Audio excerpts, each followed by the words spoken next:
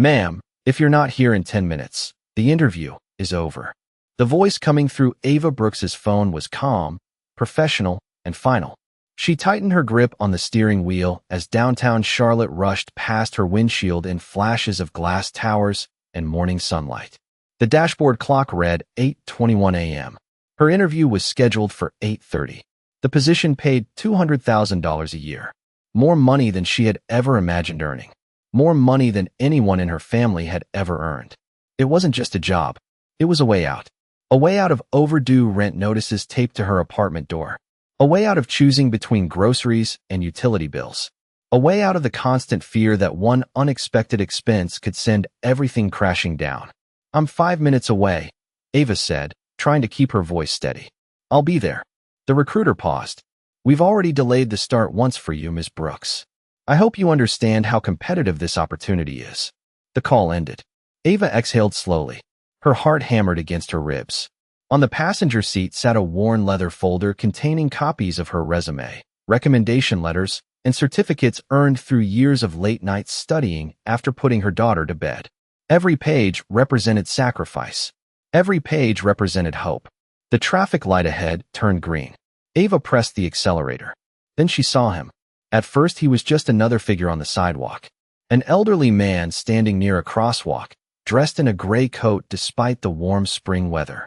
But something felt wrong. People were moving around him in hurried streams. No one stopped. No one looked twice. The old man swayed slightly. Then he reached toward a nearby bench as if trying to steady himself. His hand missed. Ava's eyes widened.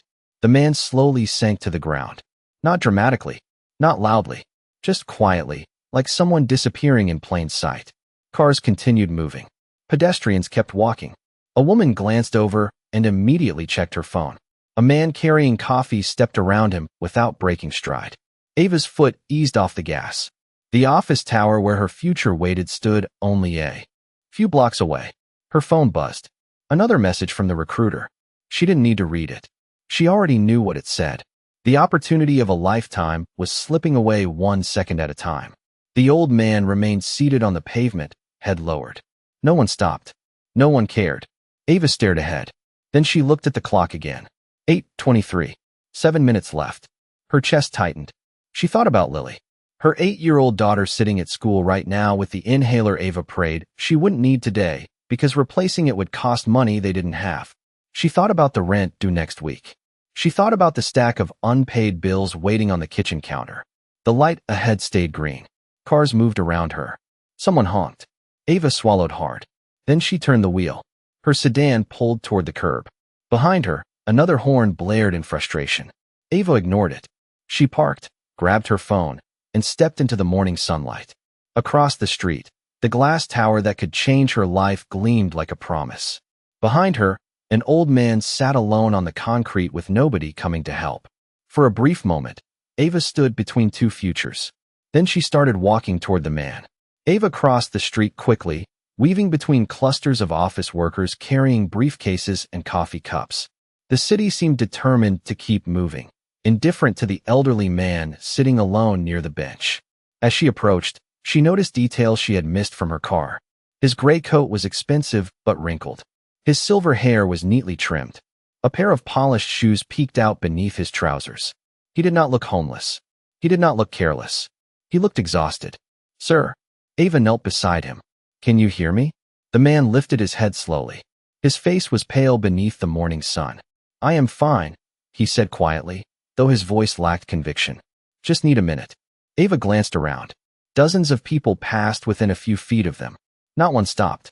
"I think we should call for help," she said. "No hospitals," the man replied immediately. "Please." His answer surprised her. There was fear in it. Not panic. Not confusion. Fear. Ava studied him for a moment. "Then let me at least get you some water." The man hesitated before giving a slight nod. Ava hurried to a nearby food cart and returned with a cold bottle of water. She twisted off the cap and handed it to him. His hands trembled slightly as he drank. "Thank you," he said. The words sounded sincere, almost old-fashioned. Ava checked her phone. 8:28. Her stomach dropped. 2 missed calls. 3 unread messages. She did not need to open them. The interview was starting. Right now? In a conference room less than half a mile away, Executives were likely taking their seats while an empty chair waited for her. She stared at the screen for several seconds before slipping the phone back into her purse. The old man noticed. "You are missing something important because of me." It was not a question. Ava smiled faintly. "Maybe. A job." She nodded. "A very important one." His eyes lowered. "Then you should go." Ava looked at him sitting there alone. "And leave you here? I have managed my whole life." That is not really an answer. For the first time, a faint smile touched his face. It disappeared almost immediately. A cool breeze moved through the street, rustling the trees that lined the sidewalk. The old man's shoulders sagged. Ava could see how tired he was now. Not physically tired. Something deeper. The kind of exhaustion that settles into a person after carrying too much for too long. She reached for her phone again and dialed emergency services. The operator answered quickly. Within minutes, help was on the way. The old man did not protest this time. They sat together in silence while the city rushed around them.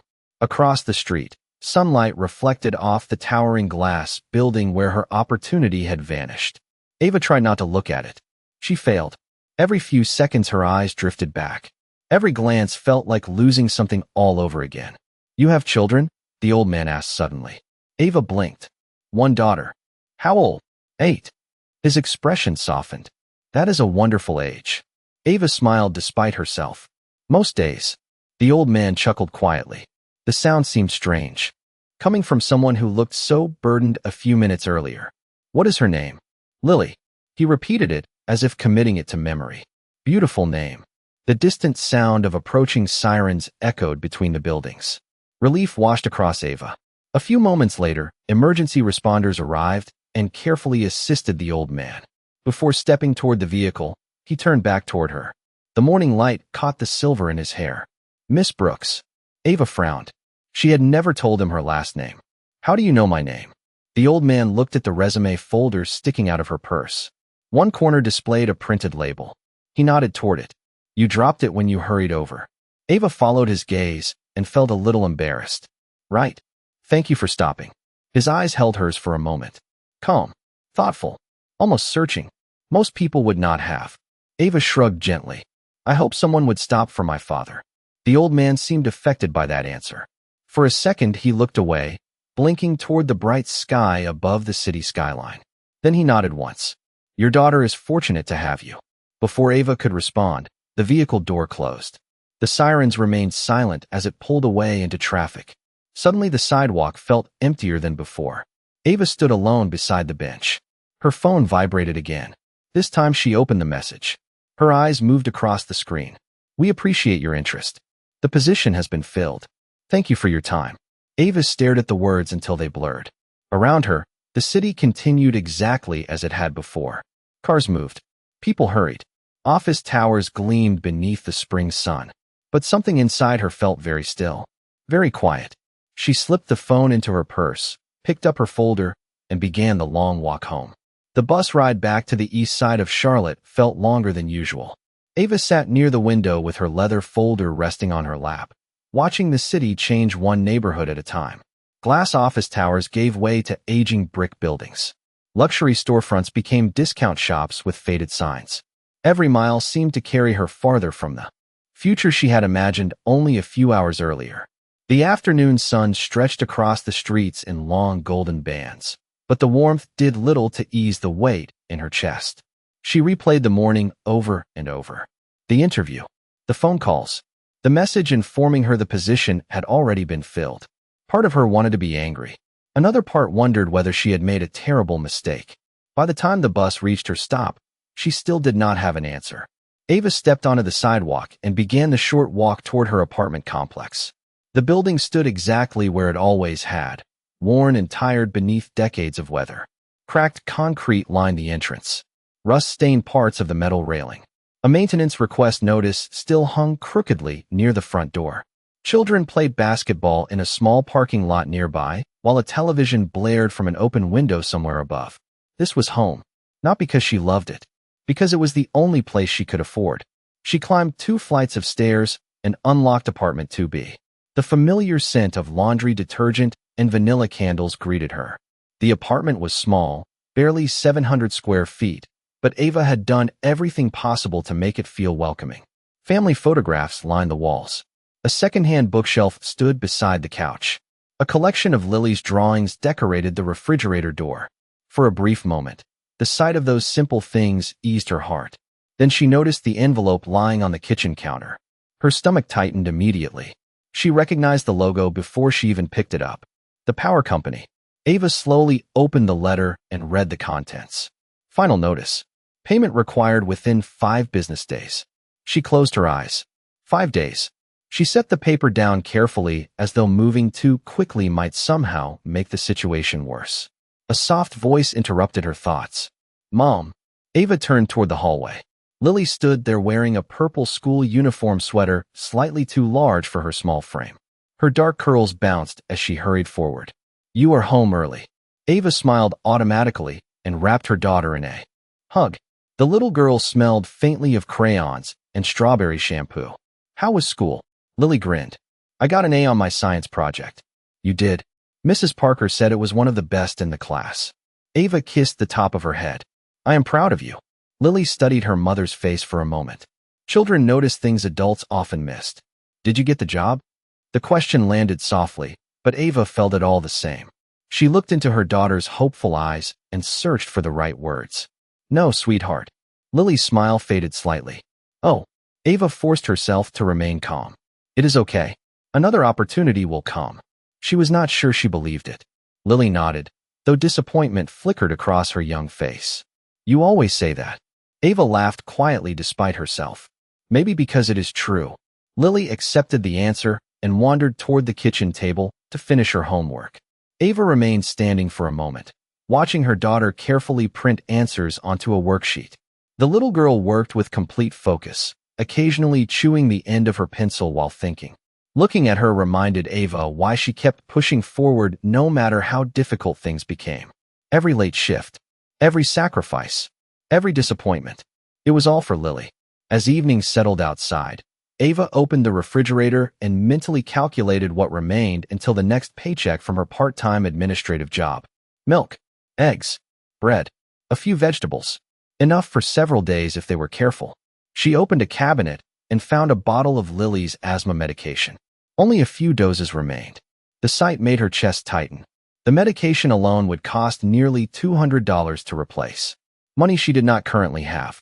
Outside the apartment window, daylight slowly faded into shades of orange and blue. Inside, the quiet hum of the refrigerator filled the room. Ava rested one hand against the kitchen counter and stared at the growing stack of bills. Rent, utilities, medical expenses, school costs. The numbers seemed endless. Somewhere deep inside, a small voice whispered a painful question. What if helping that stranger had cost her everything? Ava looked across the room toward Lily, who was humming softly while coloring the edge of her homework page with tiny flowers. The question lingered for several seconds before slowly fading away. Whatever tomorrow brought, she knew one thing with certainty. She could not have walked away. The night passed more quietly than Ava expected. Lily finished her homework, ate a simple dinner, and fell asleep on the living room couch before the end of a movie they had watched together. Ava carried her gently to bed and stood beside her daughter's room for several moments afterward. The small nightlight cast a soft glow across the walls, illuminating stuffed animals lined neatly on a shelf.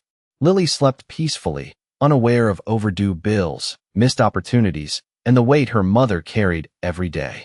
Ava envied that innocence. Long after midnight, she sat alone at the kitchen table reviewing numbers that refused to cooperate.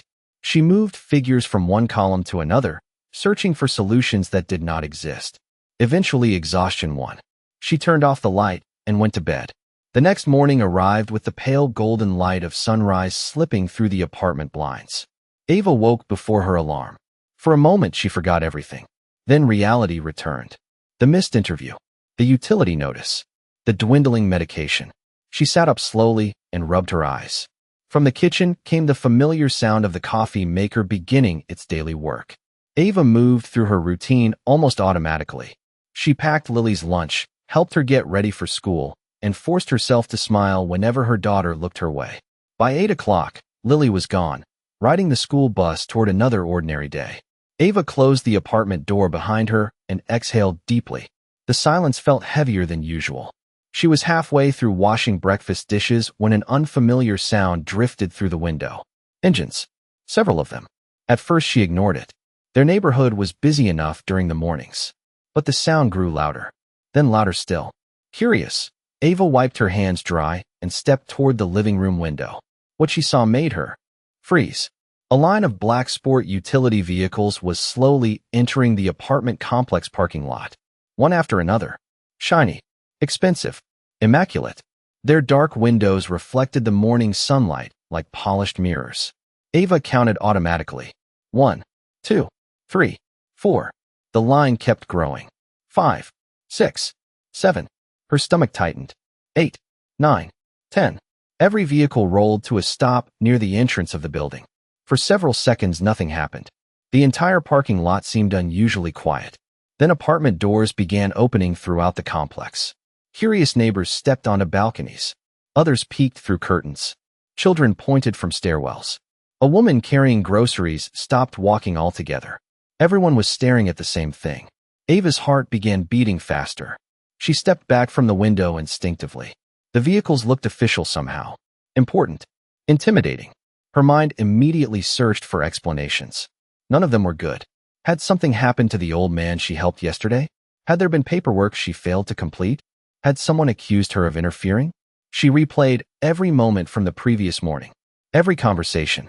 Every decision. The knock at her apartment door came suddenly. 3 firm taps. Not aggressive. Not impatient. Just deliberate. Ava jumped slightly. Her pulse quickened. Another knock followed. She looked toward the door without moving. Through the peephole, she could see several people standing in the hallway. Men in dark suits. Professional. Well-groomed. Serious. One of them appeared to be holding a folder. Ava swallowed hard. The hallway outside had grown unusually crowded. She could hear whispers from neighboring apartments. Curious voices.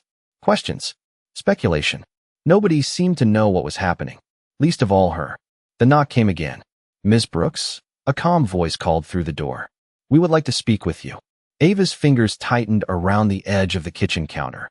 Her apartment suddenly felt much smaller than before. She glanced around at the modest furniture, the stack of unpaid bills, the worn carpet beneath her feet. Nothing about her life explained why 10 luxury vehicles would arrive at her building. Nothing about her life explained why men in tailored suits would be asking for her by name. The voice outside remained polite.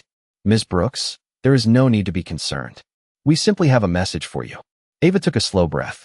Then another. The words should have reassured her. Instead, they only deepened the mystery. Carefully, she walked toward the door. Her hand rested on the lock. For several seconds, she hesitated. On the other side waited answers. But somehow she suspected those answers were about to change everything. Ava finally unlocked the door and pulled it open a few inches. The hallway immediately came into view.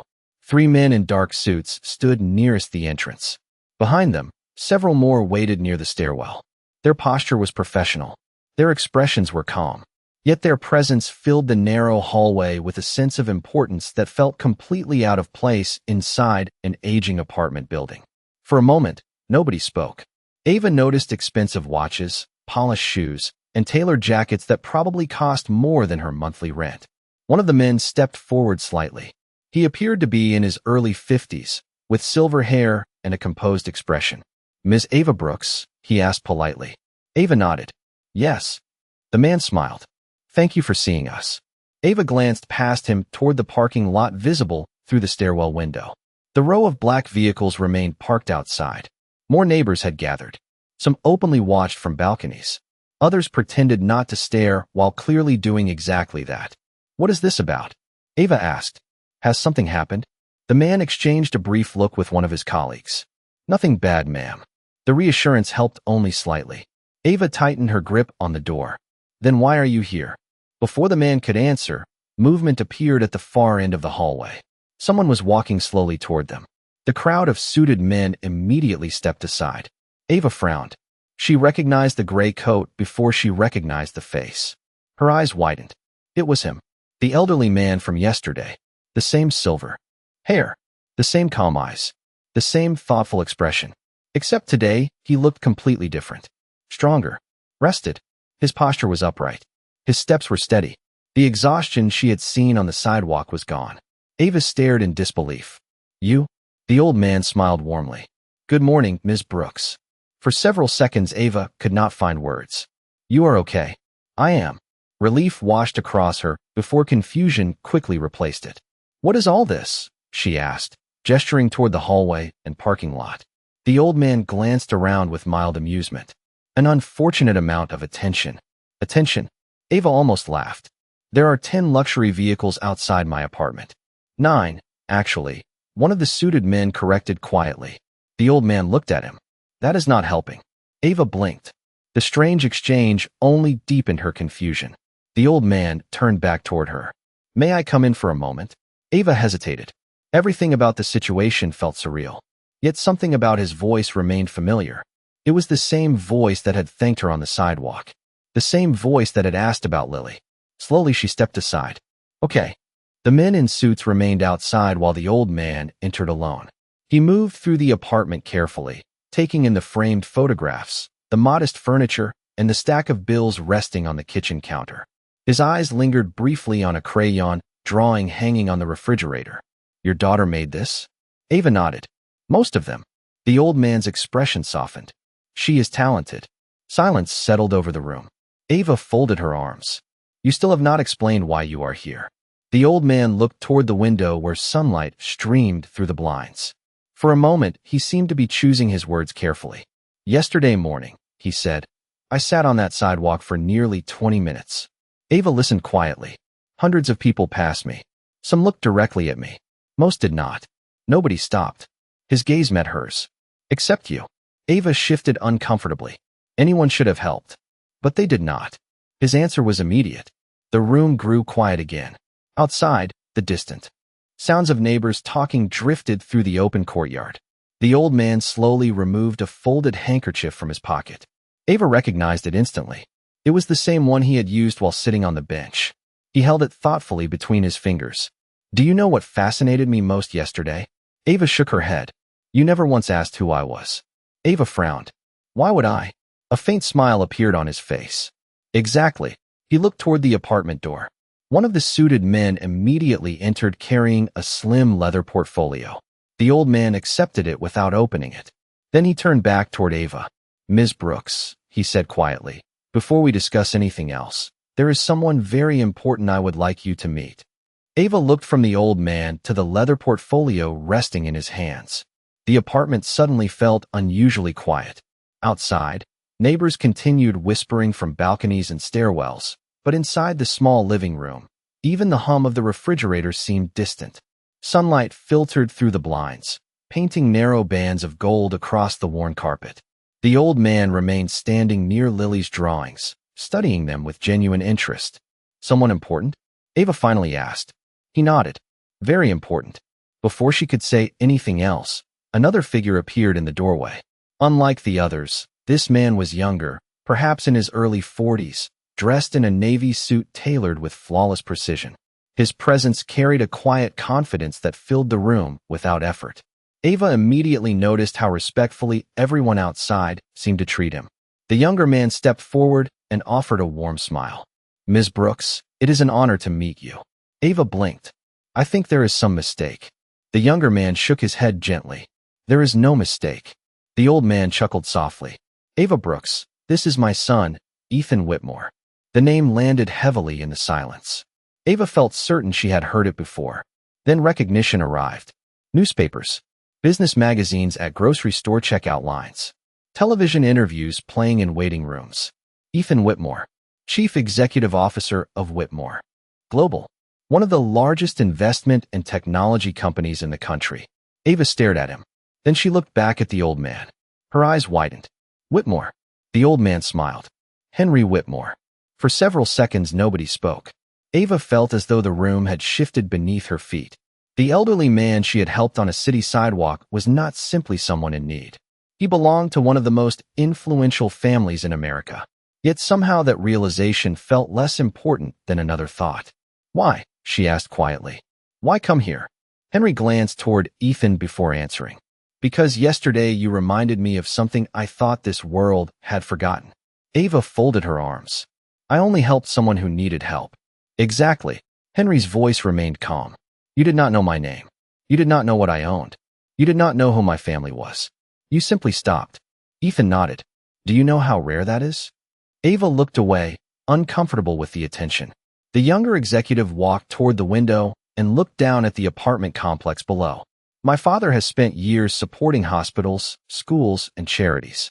He has met presidents, governors, celebrities, and billionaires. Yet yesterday morning, sitting alone on that sidewalk, none of those things mattered. Henry lowered himself into a chair. For the first time in a long while, I saw people rush past another human being as though he was invisible. The room fell silent again. Ava noticed the sunlight reflecting off the glass frame, holding one of Lily's school photos. Dust drifted lazily through the air. Everything felt strangely still. Henry's gaze settled on the stack of overdue notices on the counter. He did not comment. He did not ask questions. Instead, he simply observed. There was no judgment in his eyes, only understanding. Ava followed his gaze and felt embarrassed. Things have been difficult lately. Henry nodded. I know. You know? Ethan carefully opened the leather portfolio. After yesterday, we wanted to learn more about the woman who stopped when nobody else would. Ava's stomach tightened. She was not sure how to feel about that. Ethan removed a single folder and placed it gently on the kitchen table. Then he stepped back. Neither man touched it again. Neither rushed her. The folder sat alone beneath a beam of morning sunlight. Quiet. Waiting. Henry looked toward Lily's empty bedroom doorway. Your daughter seems like a remarkable little girl. Ava smiled softly. She is. Everything you have done, Henry said, his voice barely above a whisper. You have done for her, have you not? Ava nodded. For a moment her eyes drifted toward the bedroom. She pictured Lily laughing over homework, drawing flowers on worksheets, dreaming of becoming a scientist one day. The image filled her chest with warmth. Henry smiled. Then perhaps it is time someone did something for you. Ava stared at the folder for several long seconds before finally reaching toward it. The room felt unusually still. Outside the apartment window, curious neighbors remained gathered near the parking lot, but their distant voices sounded muted, as though separated by glass and time. Her fingers brushed the edge of the folder. It felt heavier than it should have. Carefully, she opened it. The first page immediately caught her attention. It was not a contract. It was not a legal document. It was a photograph. Ava frowned. The image showed a younger Henry Whitmore standing beside a woman with kind eyes and a warm smile. They were holding hands in front of a small community center. The photograph looked decades old. Henry leaned forward slightly. That was my wife, Eleanor. Ava looked up. The softness in his voice told her everything. She passed away 7 years ago. Ethan remained silent near the window. Henry continued speaking. She used to stop for everyone. Every stranded driver. Every lost child. Every elderly neighbor carrying groceries. She believed kindness was not something you scheduled. It was something you chose. His eyes drifted toward the photograph. Sometimes it frustrated me.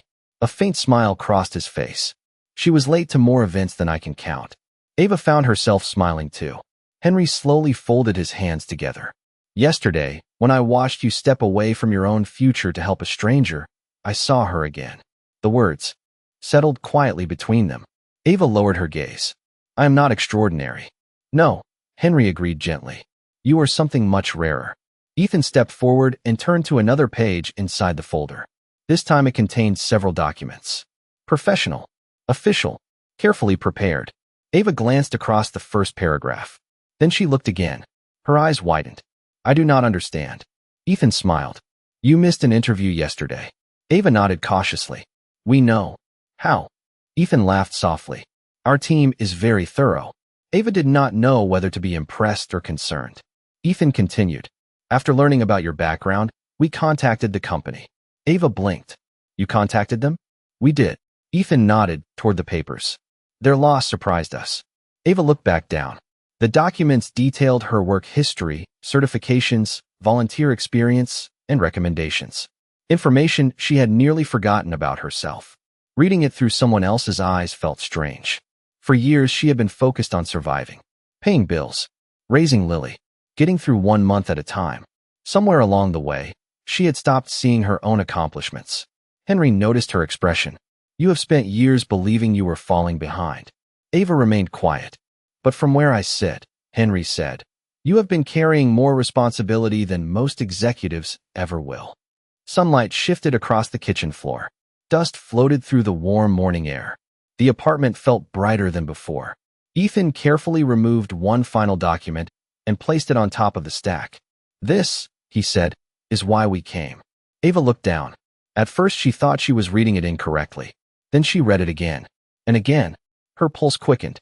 The document offered a senior position within the Whitmore Foundation, overseeing community outreach and family support initiatives throughout North Carolina. The salary listed at the bottom exceeded the amount from the interview she had lost. Health insurance, retirement benefits, educational assistance, flexible scheduling. Every line seemed impossible. Ava stared at the page in disbelief. "This cannot be real." "It is real," Ethan said quietly. "The position was created this morning." Ava looked from Ethan to Henry. "Because I stopped to help someone?" Henry shook his head. "No," his answer came immediately. "Because your entire life demonstrates the kind of character that cannot be taught." Ava felt emotion tightening in her chest. For a moment she could not speak. All she could think about was Lily. The overdue notices.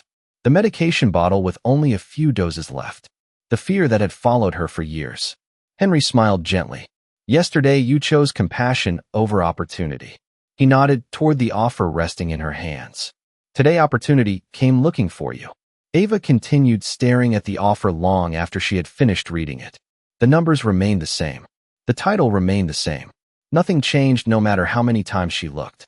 Yet it still felt impossible. Her hands trembled slightly as she lowered the document onto the table. For years she had imagined what it might feel like to finally catch a break. To finally stop calculating every dollar before spending it. To finally breathe without worrying about what emergency might arrive next. Now that the moment stood in front of her, it felt almost unreal. Henry watched quietly from his chair. There was no pressure in his expression. No expectation. Only patience. Ethan stood near the window with his hands folded, allowing the silence to settle naturally. Ava glanced around the apartment. The faded sofa. The second-hand bookshelf. The utility notice still resting on the counter. Every object carried the memory of sacrifice. Every object reminded her of how hard the road had been. "I do not know what to say," she admitted softly. Henry smiled. "Then do not say anything yet." Ava looked up. "What do you mean?" "I mean this offer is not repayment." His voice remained calm and steady. "Kindness is not a transaction." Ava listened carefully. Henry continued. "You did not help me because you expected something in return. That is exactly why this matters." The morning light brightened the room as clouds drifted away outside. Henry slowly rose from his chair and walked toward the collection of photographs displayed on a shelf. He stopped beside a picture showing Ava and Lily at a school science fair. Both were smiling proudly beside a homemade project board. "You know," Henry said, "when Ethan was young, his mother used to tell him something." Ethan laughed softly. "I already know where this is going." Henry ignored him. "She would say that success is easy to recognize. Character is not." Ava remained silent. Money can be inherited. Positions can be given. Titles can be earned. But character reveals itself only when nobody is watching. Henry turned toward her. "Yesterday nobody was watching." The words landed gently but carried enormous weight. Ava felt emotion rising in her chest again. She remembered the busy sidewalk. The passing strangers. The opportunity she thought she had lost forever. She had never imagined any of it would lead here. Ethan stepped forward and placed another document on the table. "There is one more thing." Ava looked down. Her eyes widened again. The document detailed a scholarship fund connected to the Whitmore Foundation. Educational support, medical assistance, future college planning, resources specifically available for employees' families. "This includes Lily," Ethan explained. Ava blinked rapidly. "Lily?" "Yes." Ethan smiled. Children should not have their futures limited by circumstances they did not choose. For a moment Ava could not speak. The image of her daughter filled her thoughts. Lily studying at the kitchen table. Lily dreaming about becoming a scientist. Lily asking whether she had gotten the job. All the fears Ava carried about her daughter's future suddenly felt lighter. Not gone, but lighter. Henry noticed the tears gathering in her eyes and handed her a handkerchief. The same one he had carried on the sidewalk. Ava laughed softly through the emotion. "You keep this thing with you everywhere." Henry smiled. "My wife would be disappointed if I did not." the room filled with warm laughter. Outside, the crowd of neighbors had begun to thin. Cars moved through the parking lot. Children rode bicycles between buildings. Ordinary life continued. Yet inside apartment 2B, everything had quietly changed. Ava finally looked at the offer one last time. Then she looked at Henry and Ethan. "If I accept this," she said carefully, "I want you to know something." Ethan raised an eyebrow. "What is that?" Ava smiled. "I would have stopped that morning even if you had been completely broke." Henry's eyes brightened. For several seconds he said nothing. Then he nodded slowly. "That," he replied, "is exactly why you belong with us." 3 weeks later, the morning sun rose over Charlotte beneath a sky so clear it seemed freshly painted. Ava stood in front of the mirror inside her apartment, adjusting the sleeve of a navy blazer she still was not completely used to wearing. The apartment itself looked different now. Not extravagant, not transformed overnight, just lighter. The overdue notices were gone. The constant tension that once lived in every corner had quietly disappeared. On the refrigerator, Lily's drawings still covered the door exactly as before. Ava had refused to remove a single one. Some things mattered more than appearances. "Mom, we are going to be late," Lily called from the hallway. Ava laughed softly. "I am coming." She picked up her bag and stepped outside. The morning air carried the scent of fresh grass and spring flowers. A company vehicle waited near the curb, but Ava paused before getting in. Across the parking lot, several neighbors waved. People who had watched in disbelief when the line of black vehicles first arrived now greeted her with genuine warmth. Ava waved back. She had not forgotten where she came from, and she never intended to. 20 minutes later, the skyline of downtown Charlotte reflected across the glass walls of the Whitmore Foundation headquarters. Ava stepped through the entrance beside Lily. The lobby stretched upward beneath soaring windows filled with sunlight. Employees moved through the building carrying laptops and coffee cups, exchanging greetings and morning smiles. Yet despite the scale of the place, it did not feel cold. It felt purposeful, alive. Lily's eyes widened as she looked around. "This is where you work?" Ava smiled. "It is." "Wow." Ava laughed. "That is exactly what I said the first time." They crossed the polished floor. Together, near the center of the lobby stood a large bronze plaque mounted against a stone wall. Ava had walked past it every day since starting her new role, but this morning she stopped. The words engraved into the metal seemed especially meaningful now. Lily read them aloud slowly. "Character reveals itself when nobody is watching." She looked up. "That sounds like Mr. Henry." Ava nodded. "It does." At that moment, Henry Whitmore emerged from a nearby hallway carrying a cup of coffee. His smile appeared immediately when he saw them. "There are my two favorite people." Lily ran over and hugged him without hesitation. Henry laughed warmly. "Good morning to you too." Ava watched the scene quietly. A month earlier, she never could have imagined her daughter greeting one of the most influential men in the country as though he were a beloved grandfather. Yet somehow it felt completely natural. Henry crouched slightly to Lily's level. "How is the science fair project coming?" Lily grinned. "I am building a solar-powered water purifier." Henry looked impressed. "Well, that sounds considerably smarter than anything I was doing at your age." Ethan appeared nearby, shaking his head with amusement. "That is because at her age you were trying to convince people that pigeons could be trained to deliver business reports." Henry straightened immediately. It was a visionary idea. The laughter that followed filled the lobby. For a few moments nobody discussed business, wealth, or success. They simply enjoyed being together.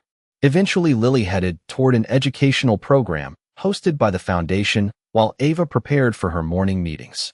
Before leaving, she turned back toward Henry. "I never properly thanked you." Henry studied her for a moment. Then he shook his head. "You already did." Ava frowned. "How?" Henry glanced toward the busy entrance where employees, volunteers, and families continued arriving from across the city. "By continuing to be exactly who you were on that sidewalk." The answer stayed with her long after he walked away. Later that afternoon, Ava stood alone beside her office window overlooking the city. Sunlight reflected from countless buildings. Below, cars moved through streets. People hurried toward destinations only they understood. Somewhere among them were strangers carrying burdens nobody else could see, just as she once had. Ava rested her hand against the cool glass and smiled softly. The future she had almost missed was now unfolding one day at a time. Not because she had chased wealth. Not because she had known someone powerful. But because in a moment when it would have been easier to keep walking, she chose kindness instead. And sometimes, without warning, kindness finds its way home.